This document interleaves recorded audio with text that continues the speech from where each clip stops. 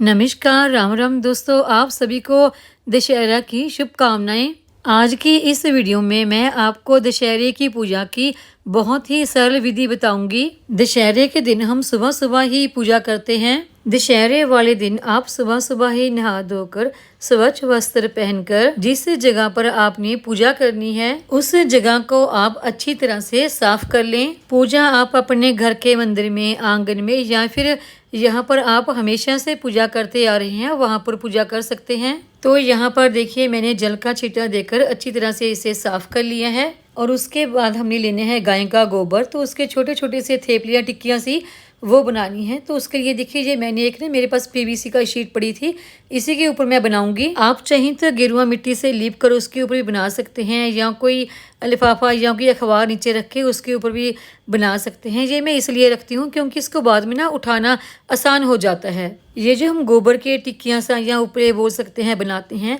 ये हमने 10 बनाने हैं। इन्हें आप एक लाइन में बना सकते हैं, आगे पीछे भी बना सकते हैं, ऐसी कोई बात नहीं। जैसे ये शीट छोटी है तो मैं एक तरफ 4 और दूसरी तरफ भी 4 और बीच में 2 बना दूंगी। तो देखिए ये बनकर मेरी तैयार हो गई है। दशहरे वाले दिन सुबह सुबह हम रावण का पूजन करते हैं। रावण के 10 मस्तक के रूप में हम ये 10 उपले बनाते हैं और फिर इनकी पूजा करते हैं। रावण में देखिए बहुत सारी बुराइयां थी लेकिन उसमें बहुत सारे गुण भी थे। तो उन्हीं गुणों का हम सुबह सुबह पूजन करते हैं और शाम को बुराई को जला देते हैं। तो सबसे पहले देखिए हम इन सभी के ऊपर थोड़ा थोड़ा सा दही लगा देंगे क्योंकि दही को बहुत ही शुभ माना जाता है। और इसके बाद हम इनके ऊपर लगाते हैं चावल। तो चावल देखिए यहाँ पर हम पके हुए लगाते हैं क्योंकि पूजा कर लेने के बाद हम दही और पके हुए चावल और बीच में थोड़ा सा मीठा डालकर इसी को प्रसाद के रूप में लेते हैं। और इसके बाद हम करेंगे तिलक। तिलक आप रौली से या फिर चंदन से कर सकते हैं। जितने भी हमने ये 10 थेपलियाँ बनाई हैं इन सभी के ऊपर तिलक करेंगे और उसके बाद इन्हें हम वस्त्र स्वरूप कलावा यानी कि मौली भेंट करेंगे। तो सभी इन 10 के ऊपर हम छोटा छोटा सा टुकड़ा एक मौली का रखते जाएंगे और उसके बाद हम पुष्प यानी कि फूल चढ़ाएंगे। अगर आपके पास फूल नहीं है तो ये आप स्किप भी कर सकते हैं। और उसके बाद जो ज्वारे हमने बोए थे वो चढ़ाएंगे। तो देखिए जैसे नवरात्रों के पूजन के लिए ज्वारे बोए जाते हैं उसी तरह से हम दशहरा पूजन के लिए ज्वारे बोते हैं। ज्वारे हमने थोड़े थोड़े से रखने हैं, बहुत ज्यादा नहीं रखने। ये सब चढ़ा लेने के बाद उसके बाद हमने चढ़ाना होता है जनेऊ। तो देखिए रावण एक ब्राह्मण था तो उसके लिए जनेऊ चढ़ाना बहुत ही जरूरी होता है।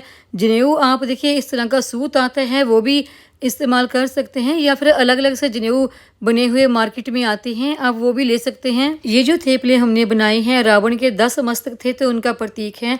तो सभी के ऊपर हमने जनेऊ चढ़ाना है। यहाँ से जनेऊ शुरू करके इसे घुमाते हुए यहाँ तक देखिए एक जनेऊ बनता है।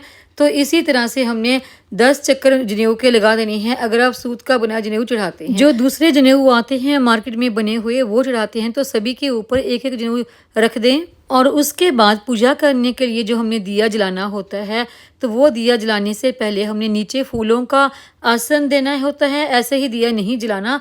तो प्लेट रख लेंगे, प्लेट के बीच में भी हमने फूल इस तरह से बिछा लेने हैं, उनके ऊपर ही हम जोत जगाएंगे। और उसके बाद आपको करनी है आरती। अगर आपको आरती आती है तो आरती के बाद जब आपको माथा टेकना है तो उसके लिए आप हाथ में थोड़े से जवारे, अक्षत यानी कि चावल और कुछ फूल ले सकते हैं। फूल नहीं है तो कोई बात नहीं, स्किप कर दें।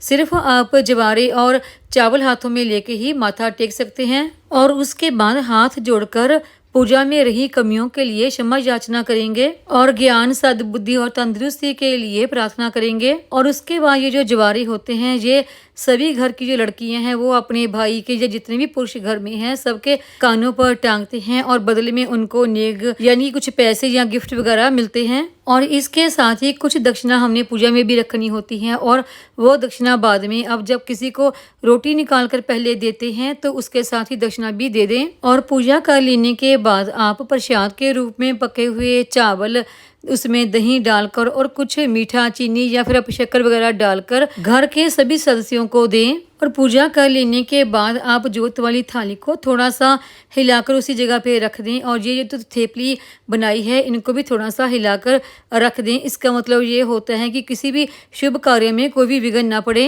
और ये जो हमने गोबर की थेपलियां बनाई हैं इनको आप सुखा लें। सुखाने के बाद इनको आप, अगर आपके घर में कोई प्लांट वगैरह लगे हैं, कोई गार्डन है, उनमें भी डाल सकते हैं, या फिर आपके घर में कोई पूजा है जैसे लोहड़ी वगैरह, तो उसमें भी इनका इस्तेमाल कर सकते हैं। दशहरे की ये पूजा आपको सुबह के समय ही करनी है और पूजा करने के 1-2 घंटे के बाद ही आप इन थेपलियों को उठाकर दूसरी जगह पर रख सकते हैं। तो आज की इस वीडियो में मैंने आपको दशहरे की पूजा किस तरीके से करते हैं हमारे यहाँ वो जानकारी दी। मैं पंजाब से हूँ तो देखिए हमारे यहाँ इसी तरीके से पूजा की जाती है। आप किसी दूसरे शहर से हैं तो हो सकता है कि आपके यहाँ थोड़ी सी अलग तरीके से पूजा की जाती हो, क्योंकि दशहरे की पूजा तो हर जगह ही की जाती है। तो उम्मीद है आपको ये आज की जानकारी की वीडियो पसंद आई होगी। वीडियो पसंद आई हो तो वीडियो को लाइक, सब्सक्राइब, शेयर और कमेंट जरूर करें। बेल आइकन को दबाएं ताकि मेरी आने वाली और इसी तरह की नई वीडियो की जानकारी आपको मिलती रहे।